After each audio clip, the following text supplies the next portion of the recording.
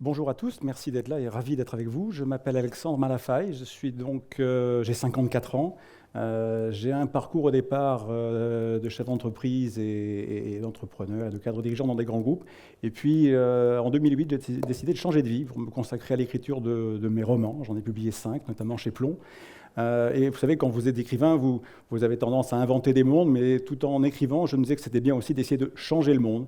Et à partir de 2012, j'ai décidé de consacrer une grande partie de mon temps au service de l'intérêt général et des générations futures. Et donc j'ai créé Sinopia. Sinopia, c'est la rencontre entre Diogène et Thomas More, c'est la petite partie d'utopie qui nous relie. Et donc Sinopia, c'est un laboratoire de gouvernance, c'est un think tank indépendant, une association reconnue d'intérêt général. Nous sommes totalement indépendants et non partisans. Et nous travaillons sur les questions de gouvernance. On a choisi la gouvernance parce que, en fait, quand on est bien gouverné, quand on a de bons systèmes de gouvernance, ce sont de puissants leviers de transformation et de progrès. Et cette bonne gouvernance, évidemment, elle nous paraît essentielle. On a même formulé une espèce d'idéal chez Sinopia autour de cette bonne gouvernance. On a imaginé un droit, le droit à être bien gouverné. Alors évidemment, juridiquement parlant, c'est compliqué à écrire, mais c'est un principe très inspirant et dans le monde dans lequel nous sommes aujourd'hui, en effet, ça fait sens. Être bien gouverné, mieux gouverné, ça ne pourrait pas nous nuire. Et évidemment, dans ce monde qui bouge très vite, qui bouge encore plus vite du fait du Covid, il va de soi que les entreprises sont très concernées. Elles sont très concernées à la fois parce que d'un côté, elles sont si je puis dire, sous le feu de la chose politique au sens large du terme, à la fois depuis l'ONU avec les objectifs de développement durable, mais également tout ce qui est lié au sens large du terme également, la RSE, ce qui se rajoute à ça, les critères de notation extra-financière, et puis de manière plus terre à terre en France, on se retrouve avec la loi Pacte, avec les entreprises à raison d'être, les entreprises à mission. Donc tout ça met quand même une vraie pression sur les entreprises. Et il y a une autre source de pression qui est multiple, en fait, on en a parlé tout à l'heure, c'est des pressions qui sont d'ordre social, d'ordre climatique, d'ordre digital, liées à la mondialisation, liées au fait que l'entreprise ne peut plus se contenter d'acheter sans faire attention à ce qu'elle achète. Ce qui s'est passé il y a une dizaine d'années au Bangladesh avec le Rana Plaza, pour les donneurs d'ordre, c'est absolument plus possible et envisageable.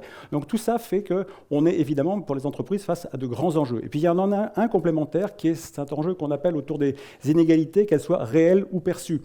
Tout ne va pas mal, mais il y a une perception des inégalités qui est importante. Et derrière ça, il y a un enjeu d'équité évident.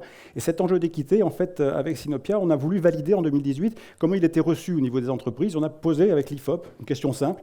C'est une question de savoir, est-ce que la richesse créée par les entreprises, de votre point de vue, est bien partagée? La réponse était non à 83%, donc une réponse sans équivoque. Et de ça, on en a tiré en fait deux conclusions. La première, c'est qu'il nous semblait qu'il y avait un premier impératif pour les entreprises, c'est qu'elles étaient nécessairement obligées de concilier leur performance avec l'ensemble de leurs responsabilités. Et un deuxième niveau de conviction, c'est que désormais, il ne suffisait pas de dire, c'est-à-dire d'avoir une belle approche et un beau discours, mais il fallait faire, il fallait prouver et il fallait mesurer.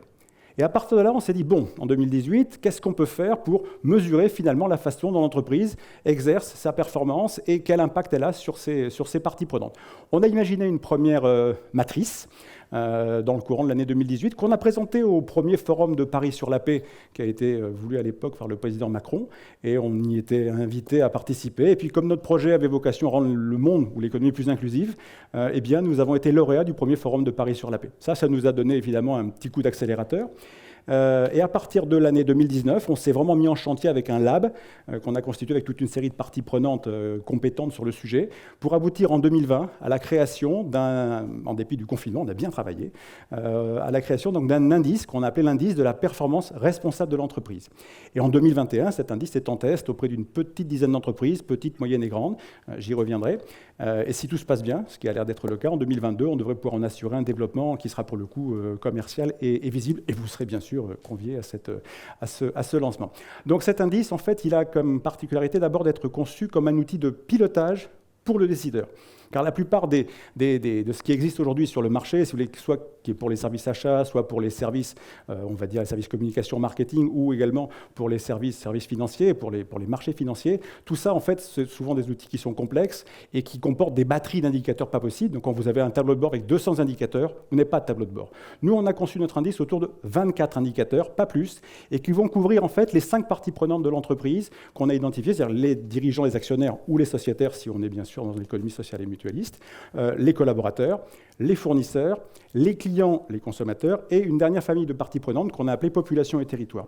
Et à partir de là, On va à la fois mesurer la performance de l'entreprise dans le cadre de ce qu'elle déclare, c'est-à-dire ses systèmes de management et sa volonté de faire, mais on va aussi s'intéresser évidemment à son impact sur ses parties prenantes. Parce qu'en effet, on pense que les critères ESG sont très importants, et notre matrice d'ailleurs permet de respecter les critères ESG, mais on rajoute une quatrième dimension qui est bien sûr l'enjeu du partage de la valeur concrètement sur chacune des parties prenantes, y compris sur les questions qui touchent aux aspects financiers et aux aspects économiques. Et donc on a toute une batterie d'indicateurs qui vont regarder par exemple la façon dont on va partager justement le partage de la valeur ajoutée. On va regarder la qualité de la dynamique de l'emploi et la qualité du dialogue social. On va regarder évidemment la question des achats durables, quelle part dans les achats globaux de l'entreprise. On va regarder bien sûr les questions d'égalité homme-femme, les questions qui touchent à l'impact carbone. Voilà, toutes ces questions-là, on va les prendre et on va les mesurer d'une manière dynamique. Parce que là encore, ce qui nous paraît important, c'est non pas l'instant T, mais c'est de regarder comment, sur chacun de ces 24 indicateurs, l'entreprise évolue dans la durée. Comment elle construit sa performance et comment est-ce que ça s'opère. Et cette transformation-là nous paraît évidemment importante à piloter pour le dirigeant, parce que là encore, notre cible, c'est vraiment le dirigeant. Et notre outil a été conçu pour parler aussi bien à une grande entreprise, il y en a une qui est en test aujourd'hui, mais aussi aux PME et aux ETI, parce que ce sont souvent des entreprises qui se sentent un peu exclues de ce type de grande démarche et qui souvent ont relativement peu d'outils à leur disposition, simples et opérationnels, pour prendre la mesure de ces sujets-là et pour les mettre en œuvre et travailler ces questions dans la durée. Voilà, notre outil donc est en phase de test.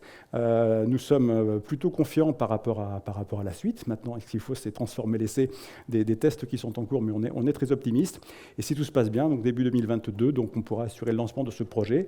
J'ajoute que la promesse de notre indice, c'est d'abord, d'une part, je précise, que l'important pour nous, c'est aussi, dans cette promesse, c'est de faire en sorte que nous puissions encourager les entreprises à se transformer avec des valeurs qui sont les nôtres, puisque vous avez bien sûr toute l'influence nord-américaine aujourd'hui, avec toute une série d'outils qui arrivent également sur ce territoire-là et qui pourraient faire en sorte que demain on se transforme sous d'autres pressions que nos intentions à nous.